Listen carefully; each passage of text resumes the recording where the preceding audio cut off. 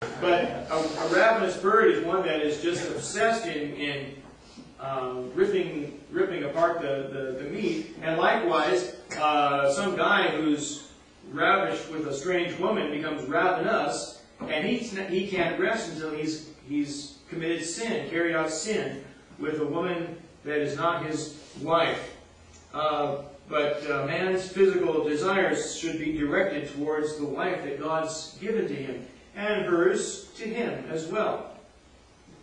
Many men have been ravished with the thoughts of committing sin without ever embracing the bosom of a stranger, according to verse 20.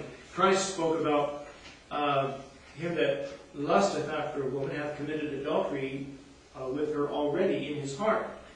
David had a son named Amnon, and he lusted after one of his step-sisters from another wife of David's, and Tamar, and he couldn't eat.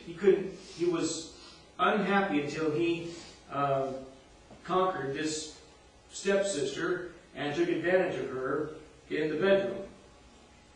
And of course he did, to his own shame.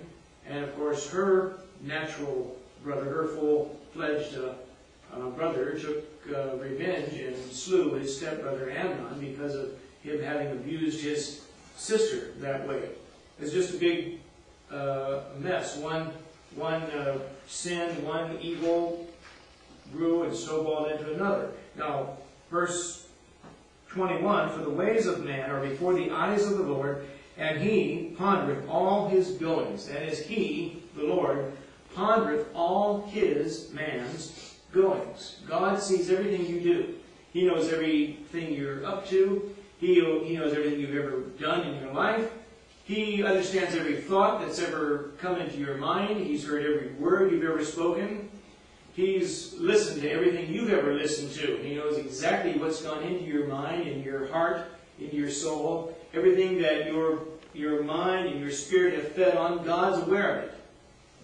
And there's not a thing you can do that God doesn't notice. God's not mindful of it. God's not completely aware of it. He knows you better than you know yourself.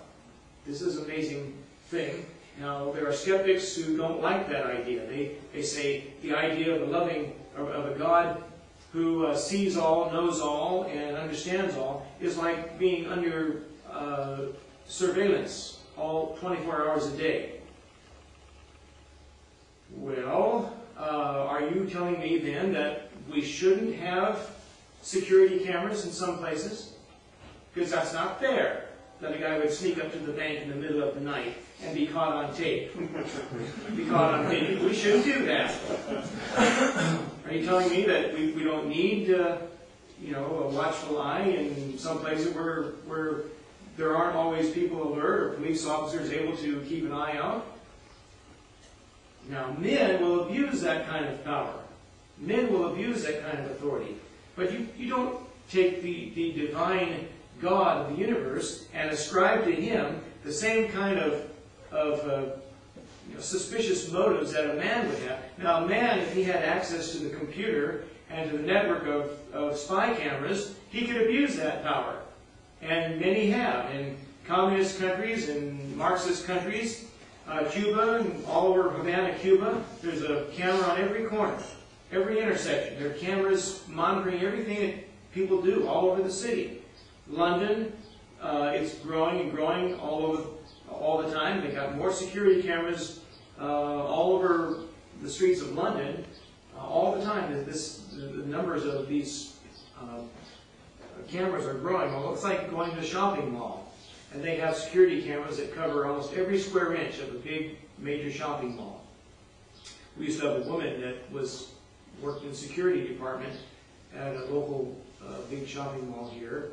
Used to come to church, and she said, there's not a square foot in that mall that we can't watch by surveillance camera, security camera.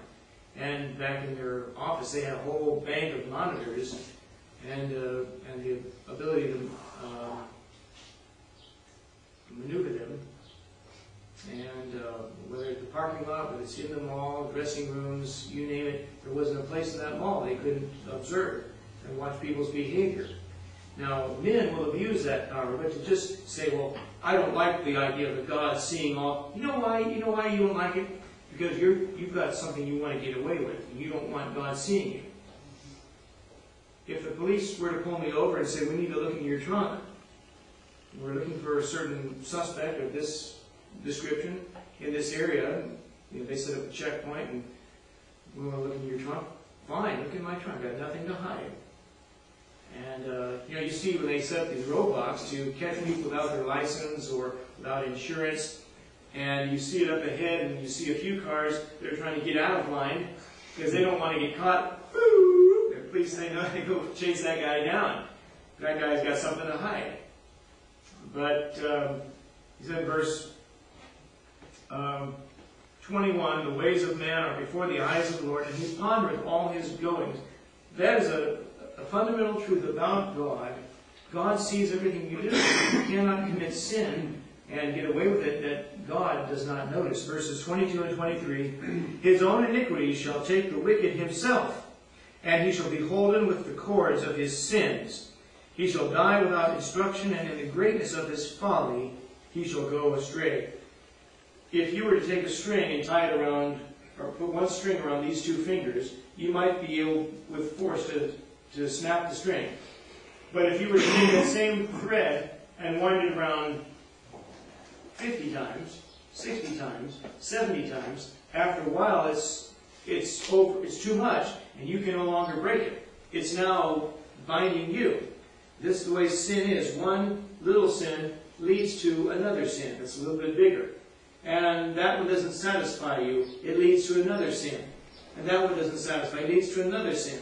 It's like this, the progression of sin is, it starts small, it seems innocent enough, but it feeds on itself and it's never satisfied. Once you do a certain thing, that's not enough. You just stop it and not do it anymore. It always causes you to want to seek out something worse. One drink will lead to another drink.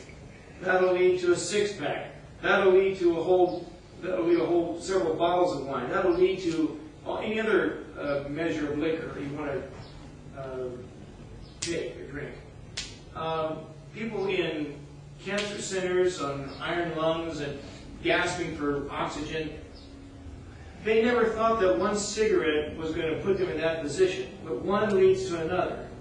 That leads to another. That becomes a pack. That becomes a carton. That becomes a habit.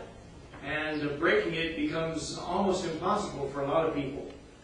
And there are people in some cancer hospitals that have to breathe through a tracheotomy right here. Their mouth, their throat are so eaten up with cancer because of years of smoking, just as an example. And there are people who still take the cigarette and stick it up to the hole of the vent in their throat and inhale just to get the fixation from the nicotine because they never could break the habit. And they're in that predicament and still can't keep from smoking. I had an Uncle Walt Schreier. He's dead now, but he had open heart surgery about 30 years ago, maybe more than that. And I think he had like 3 or 4, I think like a quadruple bypass. His arteries were clogged, he was a heavy smoker. And believe it or not, in those days, 30 years ago, they didn't have no smoking rules in hospitals. Believe it or not, people still smoked in hospitals. And the day before he had open heart surgery, he had 2 or 3 cigars in the dresser drawer next to his hospital bed. He's smoking in the hospital the day before he had open heart surgery. I don't know why it took even the medical profession so long to realize, smoke inhalation, whether rapidly, like in a burning building, or gradually over years of time, neither case is good for you. It seemed to take him forever to learn this truth. But he smoked right up to the day before he had open heart surgery. And see, some people never think that this thing is going to take hold of them and control them, and this will be what they live for, and yet that's the way it is. So people live for alcohol, they live for drugs, they live for whatever the vice or the sin is that they can't seem to break free from. It started innocently enough. I told him a dirty story at